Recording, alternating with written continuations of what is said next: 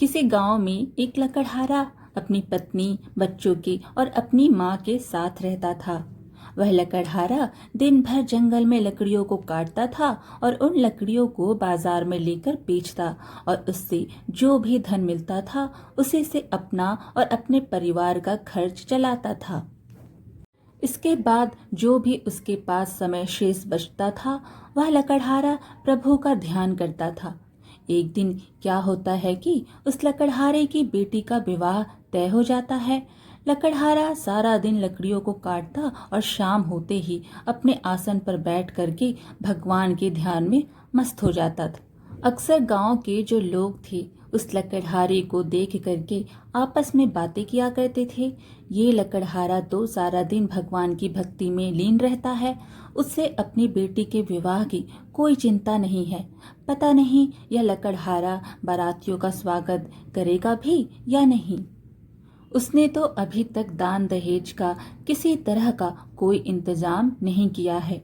दूसरी तरफ लड़के वालों के कानों तक यह खबर पहुंच गई कि जो ये लकड़हारा है यह विवाह की तैयारी अभी तक इसने करना शुरू नहीं किया है, जबकि विवाह होने में कुल 3 दिन का समय बाकी था। लकड़हारा की जो माता थी उसको जब पता चला कि उसके बेटे के बारे में लोग इस तरह की बातें कर रहे हैं तो एक दिन वह रोते हुए उस लकड़हारे के पास पहुंची और कहने लगी कि बेटा, तुम सारा सारा दिन राम राम का जाप करते रहते हो। अगर तुम इतना समय अपने काम में लगाते तो इतना धन कमा सकते थे जिससे तुम्हारी बेटी का विवाह बड़े आराम से संपन्न हो जाता। लकड़हारे ने जब अपनी माँ की बात सुनी तो उसने कहा कि माँ, मैं सारा दिन काम ही तो करता हूँ और कुछ समय मुझे जो भी मिलता है मैं प्रभु की भक्ति में लगा देता हूँ। जब माँ ने कहा कि बेटा, तू सिर्फ काम में मन लगाया कर जिससे विवाह के लिए कुछ पैसों का व्यवस्था हो जाए, पैसों का इंतजाम हो सके, इसलिए लकड़हारे ने कहा कि हर वक्त काम काज करता रहूं और भगवान को भूल जाऊं, यह मुझसे नहीं हो पाएगा। मैं जिस प्रभु की याद में जुड़ा हूं, जिसके नाम का मैं जाप करता हूं, उससे मेरे बच्चों की चिंता नहीं है। उस लकड़हारे की बात को सुन करके उसकी माता कहने लगी कि बेटा, जब भी मैं तुमसे काम पर ज्यादा ध्यान देने के लिए कहती हूँ तुम हमेशा यही बात कहते हो कि मेरा प्रभु मेरे सारे काम करेगा। भला ऐसा होता है क्या? प्रभु खुद किसी के घर में काम करने के लिए आते हैं? माता ने अपनी बात पर जोर दे करके कहा कि बेटी के विवाह को केवल 3 दिन शेष बचे हैं। ना तो घर में एक पैसा है और ना ही बच्चों के पास कोई कपड़े हैं। अब बता तेरे भगवान ऐसी स्थिति में क्या कर लेंगे। उसी समय माता अपने कमरे में गई और थोड़ी सी जो चीज बस उसके पास रखी हुई थी, पुरानी धरोहर, और बोली कि ले, मैंने तुझसे छुपा करके अपने पास रखा हुआ था, नहीं तो तू किसी साधु संत को सारा यह जो भी था सब दान में दे देता। इसलिए अब तुम ये जो वस्तु मैं तुमको दे रही हूँ, यह सोने और चांदी की चीज, इसे ले जाकर बाजार में बेच आओ और उससे जो कुछ भी पैसे मिलेंगे अपने बच्चों के लिए और अपने लिए नए नए कपड़े इससे बनवा लेना। माता की बात को सुन करके जो लकड़हारा था वह माता की द्वारा दी हुई वस्तु को लेकर के बाजार के लिए निकल जाता है। अभी वह कुछ दूर ही चला था कि रास्ते में उसको एक साधु मिल गया। लकड़हारे से कहा कि मुझे उस लकड़हारे का घर बता दीजिए जो हर आने जाने वाले की सेवा करता है, मैं उससे मिलना चाहता हूँ। वह लकड़हारा स्वयं था और वह साधु उसी लकड़हारे का घर पूछ रहा था। उसने कहा कि बताइए, तुम्हें किसकी जरूरत है। उस साधु ने कहा कि मेरे पास अच्छे कपड़े नहीं हैं, इसलिए मैं चाहता हूँ कि मुझे थोड़े से कपड़े मिल जाए और मैं उसके घर जाकर के उससे कपड़े ले आऊंगा। लकड़हारे ने सोचा, अगर यह साधु मेरे घर गया, कहीं मेरी माता ने इसको कुछ अपशब्द कह दिया तो सब कुछ गड़बड़ हो जाएगा। इसलिए उसने कहा कि भगवान, आप थोड़ी देर तक यहीं बैठिए, मैं बाजार से होकर के आता हूँ और इसके बाद मैं आपको वस्त्र देता हूँ। वह लकड़हारा बाजार को गया और अपनी माता के द्वारा दी हुई जो भी चीज वस्तु थी उसको बेच करके उससे थोड़ा सा कपड़ा लिया और एक बड़ा सा थान कपड़ा लिया और ला करके उस संत को दे दिया। उस संत ने कहा कि मेरा इतने से काम नहीं चलेगा। तो उस लकड़हारे ने पूछा कि आपको कितना चाहिए। साधु ने कहा कि यह सारा थान आप जब मुझे दे दे तभी ये मेरे लिए पर्याप्त होगा। उस लकड़हारे ने एक पल भी किसी तरह से कोई बात नहीं सोची और सारा का सारा थान उस साधु के हाथ में दे दिया। अब उस लकड़हारे ने साधु को सारा कपड़ा तो दे दिया, पर रास्ते में सोचने लगा कि अब मैं घर जा कर के अपनी माँ को कौन सा जवाब दूंगा। मेरे पास तो एक भी पैसा नहीं है। लकड़हारे ने विचार किया और घर ही नहीं जाएगा। इस तरह से उसने विचार किया और वह जा करके गंगा के किनारे बैठ करके राम राम की भक्ति में लीन हो गया। भगवान के आगे विनती करने लगा और कहने लगा कि हे प्रभु, मैंने सारी जिंदगी तुम्हारे भरोसे पर ही काटी है और मैंने हमेशा लोगों से कहा है कि भगवान पर भरोसा रखो।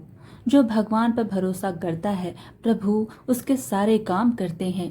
पर आज मेरी बेटी का विवाह है, कृपया करके मेरे काम में प्रभु आप सहायक हो। दूसरी तरफ लकड़हारे की बेटी के विवाह का समय के दिन भी आ गया।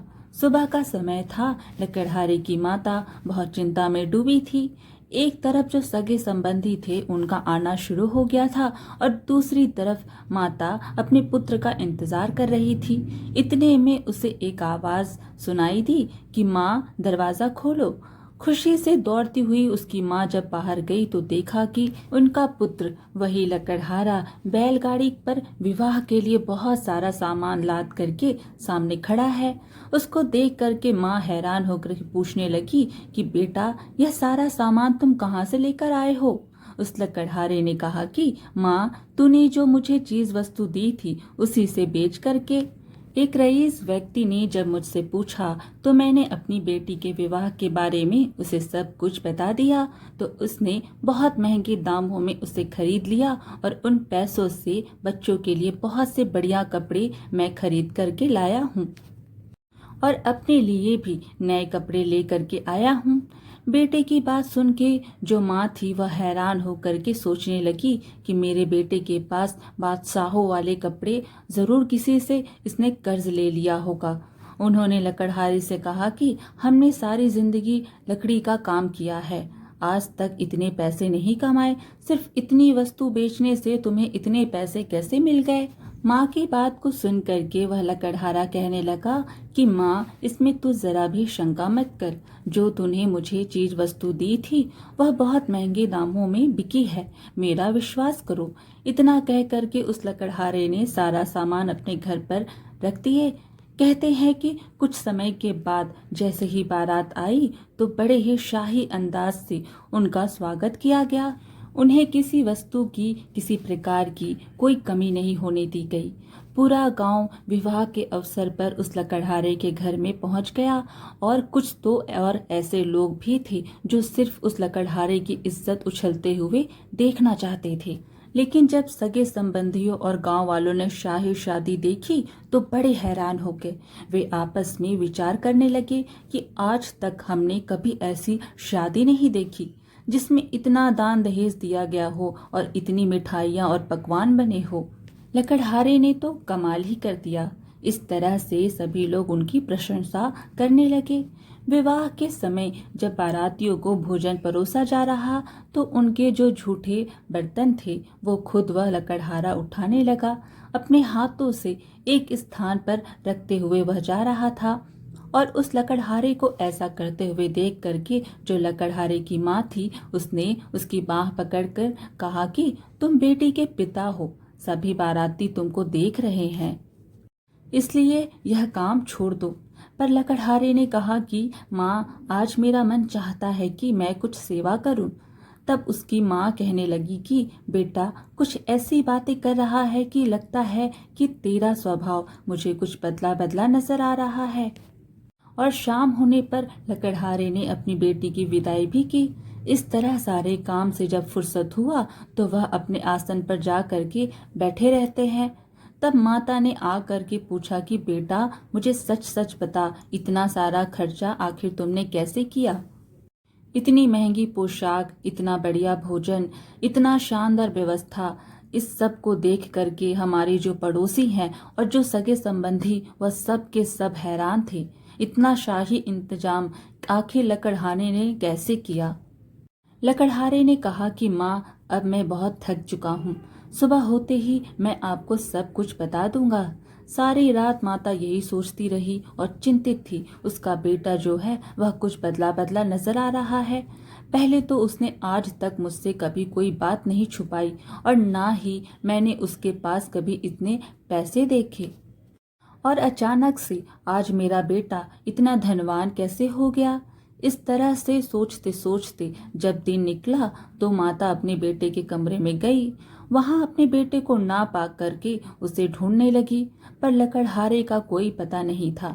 जब माता ने सगी संबंधियों से अपने बेटे के बारे में पूछा तो वे कहने लगी कि तुम रात को अपने बेटे लकड़हारे से बहस तो कर रही थी। हो सकता है कि वह कहीं नाराज हो गया हो और अपने घर से कहीं चला गया हो। माता को याद आया कि अक्सर उसका जो बेटा है लकड़हारा, वह नाराज हो करके गंगा नदी के तट पर चला जाता है। माता दौड़ी दौड़ी गंगा नदी के पास जैसे ही पहुंचती है, वह देखती है कि चुपचाप सिर झुकाए हुए शांत मुद्रा में उसका बेटा बैठा हुआ था। उन्होंने जोर जोर से हिला करके कहा कि बेटा, तुमने अपनी बेटी का इतना शानदार विवाह किया और अब तू मेरी छोटी सी बात को बुरा मान करके घर से चला आया। आखिर मैं तेरी माँ हूँ। मेरे मन में अगर कोई दुविधा है तो क्या तुझसे पूछने का मुझे कोई अधिकार नहीं है। सभी रिश्तेदार, पड़ोसी और मित्र तेरी कितनी प्रशंसा कर रहे हैं। वह लोग कह रहे हैं कि उस लकड़हारे की बेटी का विवाह तो देखने योग्य था।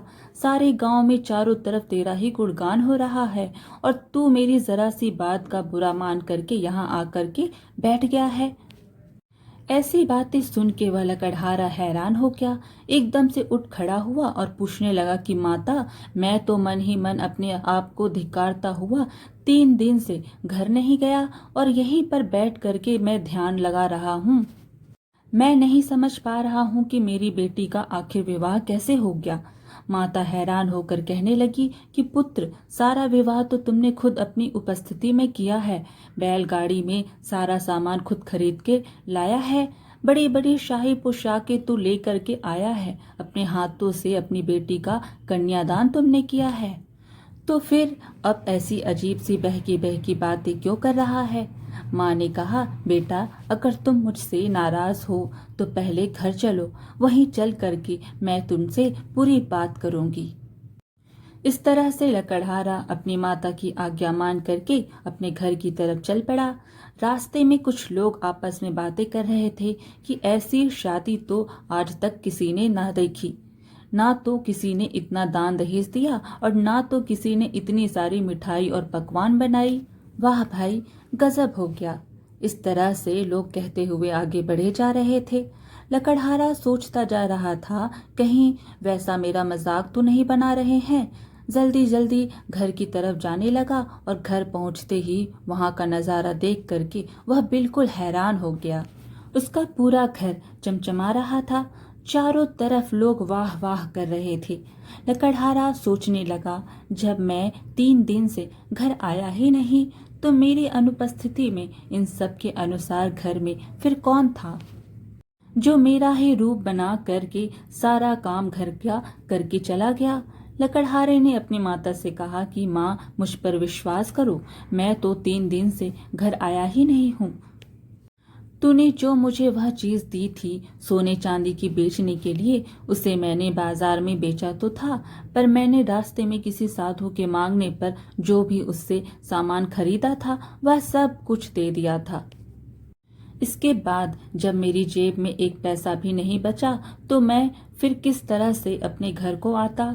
और बेटी के ससुराल वाले जब मुझसे सवाल करते कि पिता होने के नाते अपना फर्ज भी नहीं निभा सका, तब माँ ने कहा कि याद कर बेटा, जब तू कल बारातियों के झूठे बर्तन उठा रहा था तो मैंने तेरा हाथ पकड़ करके काम करने से तुझे मना किया था।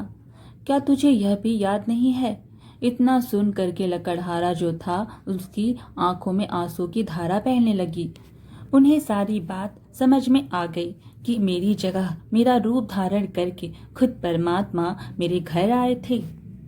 फिर वह सोचने लगा कि वह भगवान कितना दयालु है, जो अपने सेवक की इज्जत बचाने के लिए खुद सेवक बन करके अपने भक्त के घर खुद काम करने के लिए चले जाते हैं।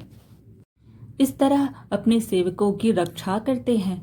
जब माँ ने पूछा, बेटा अगर वो तू नहीं था तो वो कौन था जो तेरे रूप में सारा काम संवार गया? लकड़हारे ने जब अपनी माँ की बात सुनी तो कहने लगा, माँ तू अक्सर मुझसे गुस्सा होकर के कहती थी, इतनी भक्ति करके क्या मिलेगा तुझे? क्या प्रभु भी किसी के काम खुद करने आते हैं? जिस प्रभु ने मुझे अपनी भक्ति में लगाया है, वही प्रभु मेरा रूप बना करके मेरे घर के सारे काम को करके वह चले गए। इतने वचन सुन करके माता ने कहा, तू ठीक कहता है, खुद प्रभु ने ही हमारी लाज रखी है। इतना कह करके उसकी माँ की आंखों से आंसू की धारा बहने लगी। इस कहानी से हमको यह सीखना चाहिए कि इंसान निस्वार्थ भाव से यदि भगवान की भक्ति करता है तो फिर भगवान ऐसे भक्तों को कभी मुसीबत में फंसने नहीं देते। भगवान हमेशा अपने जो उसका भक्त होता है उसकी मदद करते हैं। भगवान तो सबकी मदद करते हैं। एक भक्त को भगवान पर जितना विश्वास होता है, भगवान से जितना वह प्रेम करता है, उतना ही भगवान भी उससे प्रेम करते हैं। आज की कहानी यहीं समाप्त हुई। वीडियो पसंद आए तो लाइक शेयर ज़रूर कीजिए और ऐसे ही अच्छी अच्छी कहानियाँ सुनने के लिए हमारे चैनल को सब्सक्राइब कर दीजिए। धन्यवाद।